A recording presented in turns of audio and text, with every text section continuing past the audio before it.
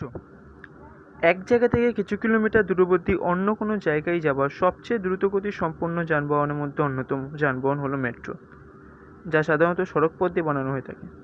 কিন্তু কলকাতা মেট্রো কিছু অন্য রকমের। কলকাতা মহানগরী অনেক মানুষই এই মেট্রো দিয়ে নিয়মিত যাতায়াত করে।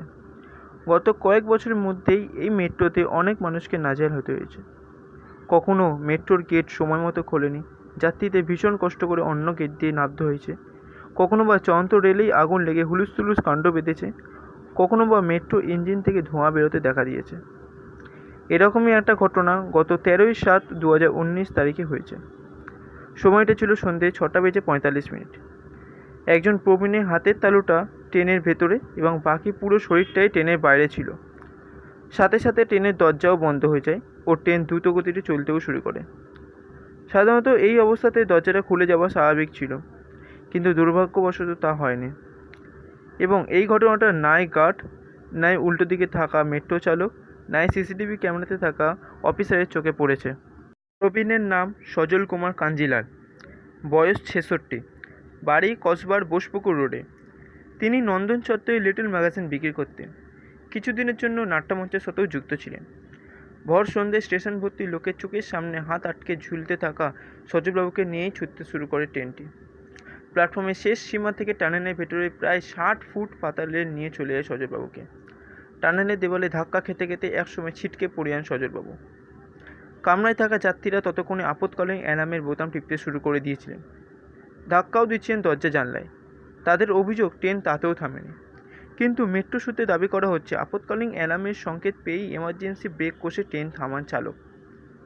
ট্রেনটিকে পার্ক স্ট্রিট স্টেশনে ফিরিয়ে আনা হয়। তখনও টানেলের মধ্যেই পড়ে থাকেন সজলবাবু। প্ল্যাটফর্মে নামার পরে যাত্রীরা বিক্ষোভে ফেটে পড়ে। যাত্রীর বিক্ষোভের খবর পেয়েই ঘটনাস্থলে পৌঁছে যান কলকাতা পুলিশের একাধিক থানার অফিসার, ডিসি সাউথ মিরাদ খালিদ সহ বিশাল পুলিশ বাহিনী, এবং পৌঁছে যান কলকাতা মেয়র ফিরহাদ হাকিমও।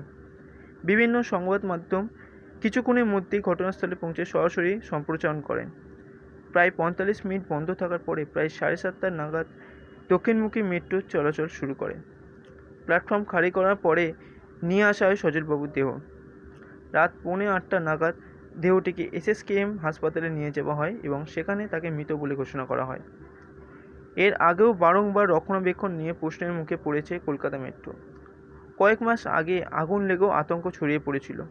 তারপরেও মেট্রো কর্তৃপক্ষ সার্বিক আশ্বাস দিলেও অবস্থার যে কোনো পরিবর্তন লক্ষ্য করা যায় না। সেই দিনে মর্মান্তিক ঘটনা আরও একটি প্রমাণ রেখে দিল। এ প্রসঙ্গে মেট্রো কর্তৃপক্ষের মুখ্য আধিকারিক ইন্দ্রাণী বন্দ্যোপাধ্যায় বলেছেন, এমন ঘটনা মেট্রো রেলে প্রথম ঘটল। পূর্ণাঙ্গ তদন্ত হবে, দোষীদের কঠোর শাস্তি দেওয়া হবে। যদিও এমন ঘটনা নিত্যযাত্রীদের বড় অংশের মনে আবারও একটা দুঃস্বপ্নের মতো, তাই তারা আশ্বস্ত থাকতে পারছেন না।